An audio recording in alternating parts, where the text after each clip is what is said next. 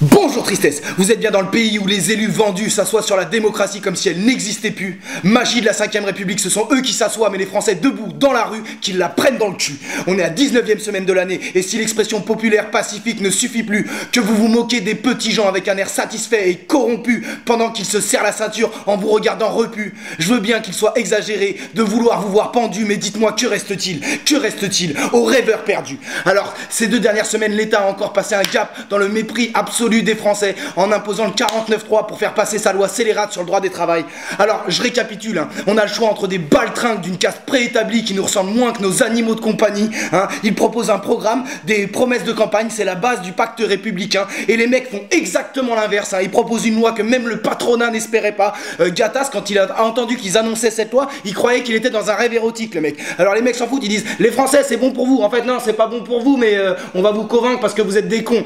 Alors derrière, manif monstre qui dure depuis des mois, pétition sursignée, il y a 80% des Français qui sont contre cette loi. Bah ouais, en fait, on veut bien être sadomaso, mais là, si tu veux, on a le cul rouge comme le nez de Depardieu aux Bahamas, donc on veut bien faire une pause, un peu de repos, s'il vous plaît. Donc bref, l'État, le gouvernement n'arrive à convaincre personne comme Jamel Debbouze dans un gala de boxe anglaise. Du coup, ils disent, ouais, mais on s'en fout, vous avez élu une assemblée pour décider à votre place, donc on va le faire passer par l'assemblée. Sauf qu'ils se rendent compte que l'assemblée va peut-être pas le voter non plus, et du coup, qu'est-ce qu'ils font? Ok, on annule la démocratie, on passe par le 49.3, allez vous faire foutre. Et à force de vous branler de la vie des Français, va pas falloir s'étonner s'ils deviennent durs et qu'ils s'élèvent contre vous les mecs. D'autant plus que vous connaissiez la fin du film dès le départ, vous aviez même fait un spoil en disant que vous alliez faire le 49.3 au début et vous nous avez laissé nous user les cordes vocales et les semelles. Faut pas s'étonner si ça pète. Alors du coup, en l'honneur du peuple, je vais lui offrir 2 minutes de pugilat.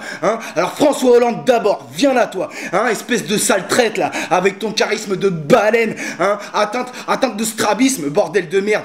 Tu t'es présenté comme un homme de gauche, puis comme un homme de synthèse, l'histoire retiendra que t'es un homme de Saint-Bèze. Tu regardes les Français et tu leur mens dans les yeux avec indécence comme un enculé de japonais de Fukushima qui taffe pour le lobby nucléaire, mon pote. Un jour, tu vas prendre tellement de coups de pied au cul que tu vas chier des merdes avec des empreintes de pas, mon pote.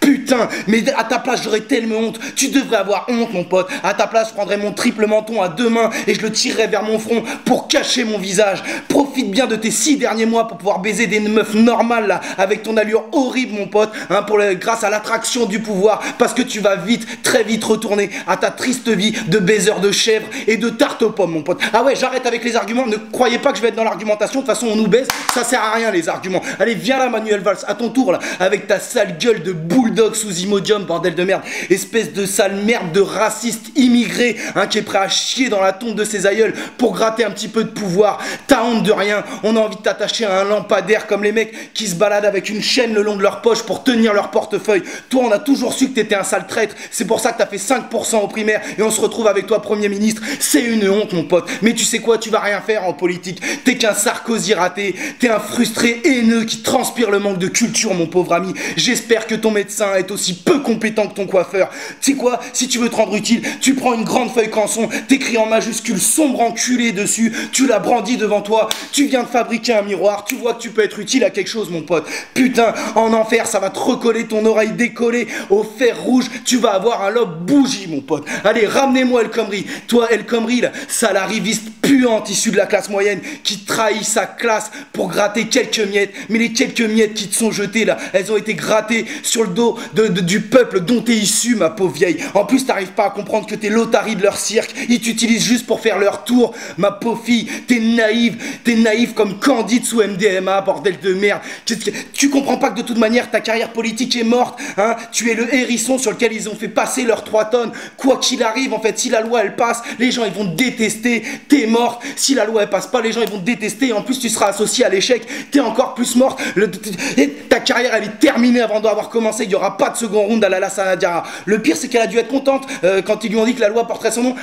Myriam, si tu veux, la loi pourra porter ton nom, ça te ferait plaisir. Oh oui, je serais très honoré, monsieur le Premier ministre. Et Emmanuel Valls, c'est comme ça. Elle est con, Myriam, elle est con, Putain, t'as pas compris que c'était un cadeau empoisonné, toi, ou quoi? Mais bordel de merde, t'es le dindon de la France, on foutrait ton cerveau dans tes pompes, tu changerais pas de pointure, ma pauvre fille. Même Même ton clébard à 3 pattes, il te regarde avec mépris. Putain, alors tu sais quoi, ma pauvre fille qui a cru qu'il voulait quelque chose pour toi, t'es une femme, t'es une arabe, c'est 2 raisons pour qu'il t'offre aucune place en politique. Alors retourne cirer les pompes des puissants là pendant que ces gros porcs matent ton cul d'un air peu convaincu.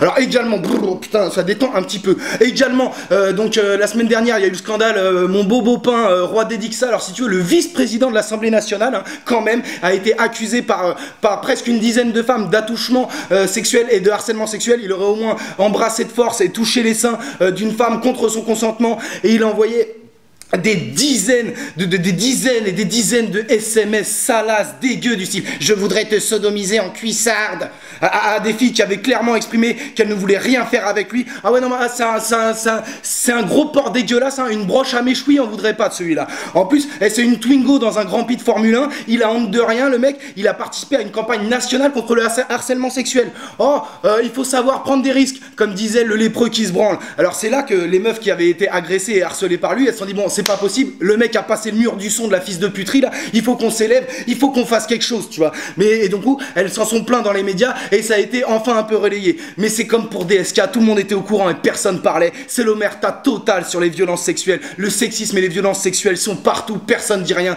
surtout dans les politiques. Alors la ministre des Femmes, la Rossignol là, on l'entend pas, elle a le bec cloué, certainement à cause de la merde qui stagne. Putain, mais il va falloir dénoncer les choses à un moment donné. Les hommes qui pratiquent ce genre de choses, vous êtes des sombres merdes. Les hommes qui sont au courant et qui ne disent rien, vous êtes responsables et coupables aussi. Les femmes qui vivent ça ou en ont connaissance et n'en parlent pas, non pas par peur physique de leur agresseur, mais par peur pour leur carrière, vous êtes des victimes complices parce que tant que vous parlerez pas, ça ne bougera pas, d'accord? Votre dignité vaudra toujours mieux que votre carrière professionnelle, sachant de toute manière jusqu'ici, il n'y a pas de place pour les femmes, quelle que soit la posture que vous adoptiez. Bravo, 1000 bravos aux femmes qui ont enfin décidé de parler, et il va falloir que ça cesse à un moment donné, c'est horrible. Également, il y a eu un maire travailliste qui a été élu donc à Londres, et le mec, alors tout ce que retenaient les médias français, c'est qu'il était musulman. Un politique musulman se présente à la mairie de Londres. Le mec, il a aucune ambiguïté dans ses discours, il a un parcours exemplaire. Bon, il s'appelle Sadiq et il est musulman. J'admets qu'il fait pas d'efforts, mais quand même.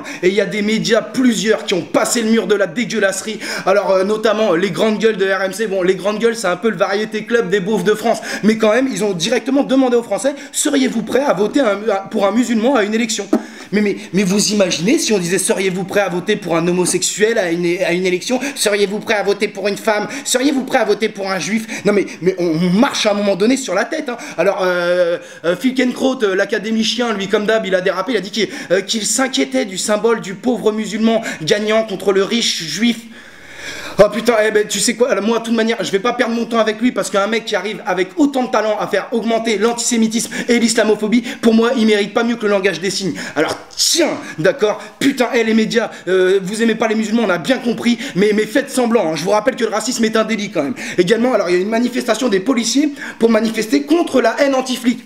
Les mecs, va falloir comprendre à un moment donné qu'il n'y a pas de haine anti-flic, hein. Il y a juste de la haine anti-flic violent gratuitement, d'accord? C'est tout ce que disent les gens. Les mecs, ils te tabassent pour rien, ils vont se vexer que tu dises aïe, hein.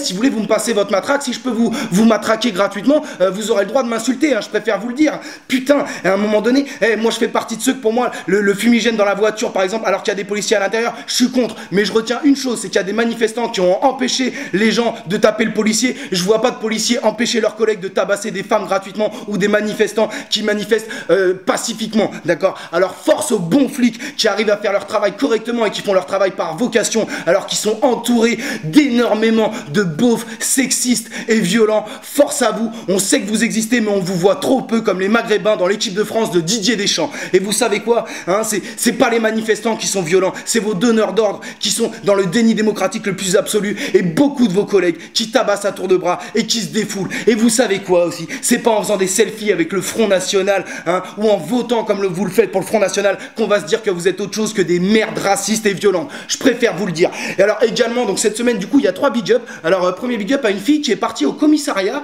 pour faire goûter sa cocaïne au keuf. Ah ouais, mais certains sont connaisseurs aussi, et puis bon, on peut se faire refiler du plâtre, ça arrive. Vous avez raison copine, et je pense que l'HP t'attend plus que la prison.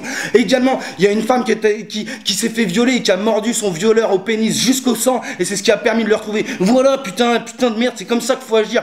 Bravo à toi, il n'y a pas une bouche qui veut se rendre volontaire pour Beaupin là, parce qu'il va falloir faire quelque chose. Également, il y a un mec qui s'est évadé 9 jours avant sa libération, et du coup il a pris 6 mois en plus. Ouais, mais il aura vu Atlético de Madrid, Bayern Munich, et de toute manière c'est un mec, il est fragile, il prend beaucoup de coups de soleil, il veut pas passer l'été dehors. Ok les copains, alors enfin, il y a le Clémenceau a déclaré la démocratie, c'est le pouvoir pour les poux de manger des lions. Putain de merde, si la démocratie peut permettre de manger des lions, on devrait faire qu'une bouchée de ces chiens là. Et bonne semaine de merde les copains.